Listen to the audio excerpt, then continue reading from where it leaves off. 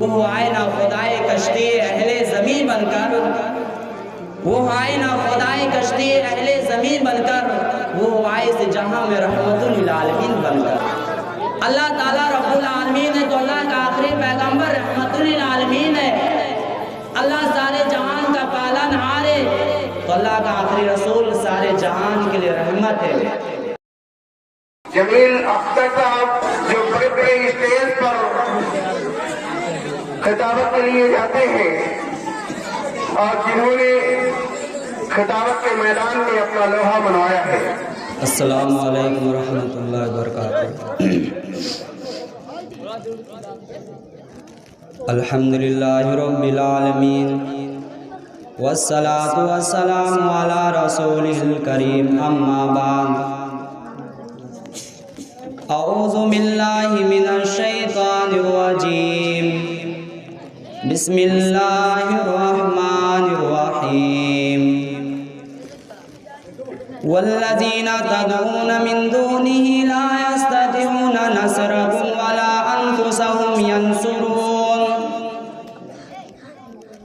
وقال اللہ نبی صلی اللہ علیہ وسلم بنی الاسلام علی خمس شہادت ان لا الہ الا اللہ وان محمد رسول اللہ وإقام الصلاة وإيتاء الزکاة والحج وصوم رمضان۔ اسٹیج پر بیٹھے ہوئے معزز علماء کرام، عزیز ساتھیوں، بزرگوں، اسلامی پردہ نشین ماں اور بہنوں، سب سے پہلے رب العالمین کا شکریہ ادا کرتا ہوں جس نے پیدا کیا اور پیدا کرنے کے بعد انسان بنایا اور انسان بنانے کے ساتھ ساتھ مسلمان بنایا۔ بے شمار احسانات ہیں ہم پر۔ بعدہو میں اپنے دوستوں کا شکر گزار ہوں جن کی کوشش کی وجہ سے میں آپ حضرات کے سامنے حاضر ہوا۔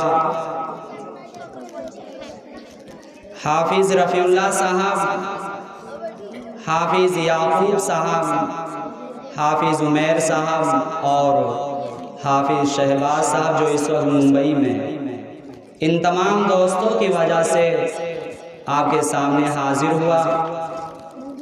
بس میں اللہ رب العالمین سے یہی دعا کرتا ہوں کہ اللہ رب العالمین ہمیں کہنے اور سننے سے زیادہ عمل کرنے کی توفیق عطا فرمائے، آمین۔ اور یہ ہمارے دوستوں نے جو یہ مجلس قائم کی ہے ان کی کوششوں کو قبول فرمائے، آمین۔ میرے بھائیوں، میں نے ابھی آپ حضرات کے سامنے ایک حدیث پیش کی۔ امام الانبیاء جناب محمد صلی اللہ علیہ وسلم نے فرمایا بنی الاسلام علی خمس شہادت ان لا الہ الا اللہ وان محمد رسول اللہ وإقام الصلاة وإيتاء الزکاة والحج وصوم رمضان۔ امام الانبیاء جناب محمد صلی اللہ علیہ وسلم فرماتے اسلام کی بنیاد 5 چیزوں پر قائم ہے۔ پہلا نمبر گواہی دینا رب العالمین کے سوا کوئی خالق و مالک نہیں۔ دوسری چیز کی گواہی دینا کہ ہمارے نبی جناب محمد صلی اللہ علیہ وسلم رب العالمین کے آخری پیغمبر ہیں، سچے نبی ہیں۔ وإقام الصلاة، نماز قائم کرنا، وإیتاء الزکاة، زکوٰۃ دینا، والحج وصوم رمضان، رمضان المبارک کے روزے رکھنا اور حج کرنا۔ 5 چیزیں ہر مسلمانوں کو اس پر ایمان لانا ضروری ہے۔ میرے بھائیوں، میں سب سے پہلے جس چیز کا تذکرہ کروں گا، پہلے نمبر پر یہ گواہی دینا کہ رب العالمین کے سوا کوئی مالک نہیں ہے۔ پہلے نمبر پر یہ گواہی دینا ہے تمام مسلمانوں کو۔ یہ پیشانی جھکے گی تو اللہ کے سامنے جھکے گی۔ دکھ میں پکاریں گے تو صرف اللہ کو پکاریں گے، کسی اور کو نہیں پکاریں گے۔ اولاد مانگیں گے تو صرف رب العالمین سے مانگیں گے، کسی اور سے اولاد نہیں مانگیں گے۔ تمام لوگوں کو اس بات کی گواہی دینا۔ حضرات، جتنے بھی پیغمبر، جتنے بھی نبی اس دنیا کے اندر مبعوث کیے گئے، بھیجے گئے، سب کی دعوت کا خلاصہ ایک تھی، اور وہ یہ تھی کہ لوگوں، ایک اللہ جس کے سامنے انسانوں کی گردنیں جھکنی چاہیے، ایک اللہ جس کی عبادت و بندگی کرنی چاہیے، ایک رب جس سے محتاجوں کو اپنی جھولی پھیلا کر مانگنی چاہیے۔ تمام پیغمبر جو دنیا کے اندر آئے، یہی پیغام لے کر دنیا کے اندر تشریف لائے۔ حضرت آدم ذبیح اللہ، حضرت ابراہیم خلیل اللہ، حضرت اسماعیل ذبیح اللہ، حضرت موسیٰ کلیم اللہ، اور آخر میں امام الانبیاء جناب محمد صلی اللہ علیہ وسلم یہی پیغام لے کر دنیا کے اندر تشریف لائے۔ کیونکہ ایک ایسی بات ہے، جب تک یہ کسی انسان کے دل میں، دماغ میں بیٹھ نہ جائے، تب تک انسان کی کوئی بھی نیکی رب العالمین کی بارگاہ میں قبول نہیں۔ جتنی جی چاہے نماز پڑھ لے، جتنی جی چاہے حج کر لے، زکوٰۃ دے دے، ایک دفعہ، صرف ایک دفعہ رب العالمین کو چھوڑ کر کسی اور کو اپنا مالک، حاجت روا، مشکل کوشا سمجھ لیا، میرے مسلمانوں، ایک دفعہ صرف رب العالمین کو چھوڑ کر کسی اور کو اپنا مالک، حاجت روا، مشکل کوشا سمجھ لیا تو اس کی ساری باتیں ختم ہو جائیں گی۔ اور لوگوں، ذرا سوچو، لوگوں کی کیا حالت ہوگی جو رمضان المبارک کے روزے رکھتے ہیں، جو زکوٰۃ دیتے ہیں، جو حج کرتے ہیں، لیکن قیامت کے دن آئیں گے تو نام اعمال خالی ہوگا۔ کیوں خالی ہوگا؟ کیونکہ اس نے زندگی میں ایک دفعہ یہ کہہ دیا تھا، اللہ بھی حاجت روا ہے اور فلاں بھی مشکل کوشا ہے۔ وہ رب العالمین کی عبادت کے لیے مسجد میں بھی آتا تھا اور لوگوں کو خوش کرنے کے لیے قبروں پر جا کر سجدہ کیا، پھول چڑھاتا بھی رہا۔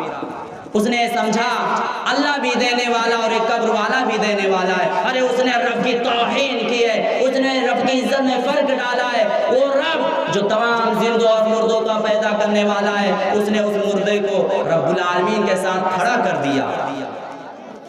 اور لوگوں، اللہ کی توحید پر آ جاؤ، ان مردوں کو غوث اعظم نہ سمجھو۔ رب العالمین قرآن کریم کے اندر فرماتا ہے، والذین تدعون من دونه لا يستطيعون نصركم ولا انفسهم ينصرون۔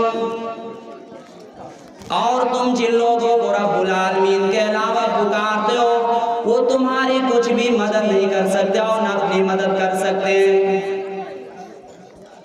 جن کی قبر پر تم جا کر سجدہ کرتے ہو، جن کی قبر پر جا کر تم پھول چڑھاتے ہو، وہ تمہاری کچھ بھی مدد نہیں کر سکتے اور نہ اپنی مدد کر سکتے۔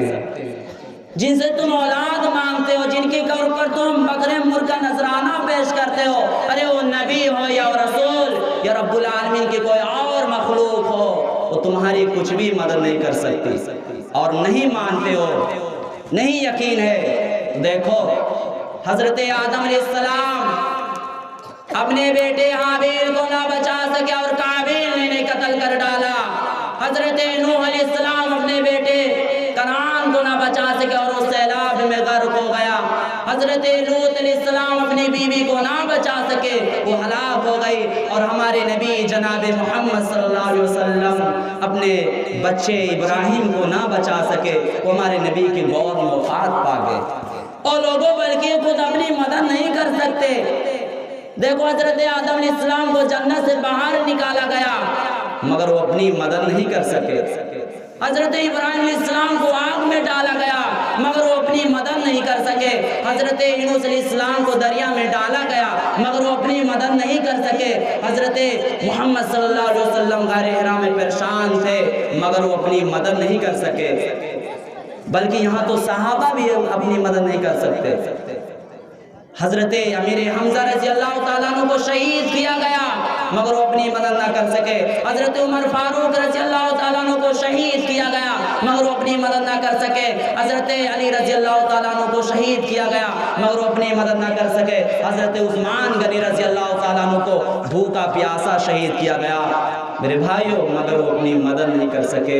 یہ جب کہ صحابہ کرام نبی کی مقدس جماعت کسی کی مدد نہ کر سکی تو یہ پیر یہ غوث جن کو تم بابا پکارتے ہو کیا مجال کی مرنے کے بعد تمہاری مدد کریں گے. یہ شرک ہے جو آج اس دور کے اندر ہو رہا ہے. تو اس بات پر ایمان لانا کہ اللہ رب العالمین ہی پیدا کیا ہم اسی کی عبادت کریں گے. دوسری چیز پر ایمان لانا کہ ہمارے نبی جناب محمد صلی اللہ علیہ وسلم اللہ کے آخری پیغمبر ہیں اللہ کے آخری نبی ہیں اور وہ ہمارے نبی صلی اللہ علیہ وسلم صرف ہمارے لیے رحمت بن کر نہیں آئے. اگر ہماری آواز ہمارے ہندو بھائی سن رہے ہیں تو وہ یہ نہ سمجھیں کہ ہمارے نبی صلی اللہ علیہ وسلم صرف مسلمانوں کے لیے رحمت بن کر آئے. نہیں بلکہ ہمارے نبی جناب محمد صلی اللہ علیہ وسلم سب کے لیے رحمت بن کر آئے. قرآن کریم اٹھاؤ رب العالمین جواب دیتا ہے وَمَا أَرْسَلْنَاكَ إِلَّا رَحْمَةً لِلْعَالَمِينَ. اے نبی جناب محمد صلی اللہ علیہ وسلم ہم نے آپ کو سارے جہان کے لیے رحمت بنا کر بھیجا ہے. ایک شاعر بہت ہی خوب کہا وہ آئے نہ خدائے کشتی اہل زمین بن کر وہ آئے نہ خدائے کشتی اہل زمین بن کر وہ آئے جہاں میں رحمت للعالمین بن کر. حضرات اللہ تعالیٰ رب العالمین ہے تو اللہ کا آخری پیغمبر رحمت للعالمین ہے. اللہ سارے جہان کا پالن ہار ہے تو اللہ کا آخری رسول سارے جہان کے لیے رحمت ہے. ارے جہاں تک رحمت و شفقت کا سوال ہے ایک پیار و محبت وہ ہوتی ہے جو والدین جو ماں باپ اپنے بچوں سے کرتے ہیں. ایک پیار و محبت وہ ہوتی ہے جو استاد اپنے شاگردوں کے ساتھ کرتا ہے. ایک پیار و محبت وہ ہوتی ہے جو بڑا بھائی اپنے چھوٹے بھائی کے ساتھ کرتا ہے. مگر وہ لوگوں یہ پیار و محبت مشروط ہوتی ہے اطاعت اور وفاداری کے ساتھ. اگر اولاد باغی ہو جائے تو والدین کی پیار و محبت ختم ہو جاتی ہے. اگر شاگرد نافرمان ہو جائے تو استاد کی پیار و محبت باقی نہیں رہتی. اگر چھوٹا بھائی بڑے بھائی کی باتیں نہ مانے تو بڑا بھائی سے پیار و محبت کی نظروں سے نہیں دیکھتا. مگر قربان جاؤ امام الانبیاء جناب محمد صلی اللہ علیہ وسلم پر وہ ہمارے نبی سب کے لیے رحمتیں مانو یا نہ مانو تمہارے لیے رحمتیں. اور تاریخ گواہ ہے کہ جب اللہ کے نبی صلی اللہ علیہ وسلم نے توحید کا اعلان کیا تو پوری برادری آپ کے خلاف ہو گئی. آپ کو لالچ دیا گیا آپ سے کہا گیا اے محمد صلی اللہ علیہ وسلم اگر تم خوبصورت عورتوں سے شادی کرنا چاہتے ہو تو آؤ ہم دنیا کی حسین ترین عورتوں سے تمہارا شادی کرانے کے لیے تیار ہیں. اے محمد صلی اللہ علیہ وسلم اگر تمہیں مال و زر کی آواز سے تو ہم تمہارے قدموں میں زور و جواہرات کے انبار لگا کر تمہیں دنیا عرب کا سب سے مازدار انسان بنا دیں گے. مگر اے محمد صلی اللہ علیہ وسلم اس دین کو چھوڑ دو اس توحید کو چھوڑ دو.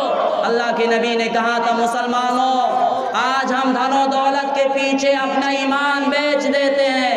اللہ کے نبی نے کہا میرے ہاتھوں پہ لا کر چاند و سورج بھی اگر رکھ دے میرے ہاتھوں پہ لا کر چاند و سورج بھی اگر رکھ دے میرے قدموں تلے روئی زمین کا مال و زر رکھ دے خدا کے کام سے میں باز ہرگز رہ نہیں سکتا. یہ بت جھوٹے میں جھوٹوں کو سچا کہہ نہیں سکتا. جب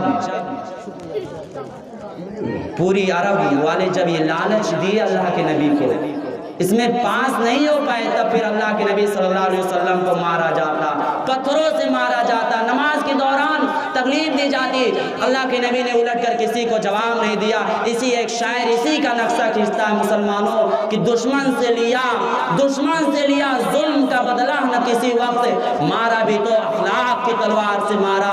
اس ملک کے اندر، اس دیش کے اندر کچھ لوگ ہیں جو کہتے ہیں اسلام تلواروں کے زوروں سے پھیلا۔ ان سے کہو سچ کہہ دو، اسلام تلواروں کے زوروں سے پھیلا۔ مگر میں سوال کرنا چاہتا ہوں، وہ تلوار کون سی تلوار تھی جس سے اسلام پھیلا؟ وہ تلوار کسی بازاروں کے اندر بکنے والی تلوار نہیں تھی، وہ تلوار کسی مارکیٹوں کے اندر بکنے والی تلوار نہیں تھی، وہ تلوار کوئی لوہے کی تلوار نہیں تھی جس سے اسلام پھیلا، بلکہ وہ تلوار کون سی تلوار تھی؟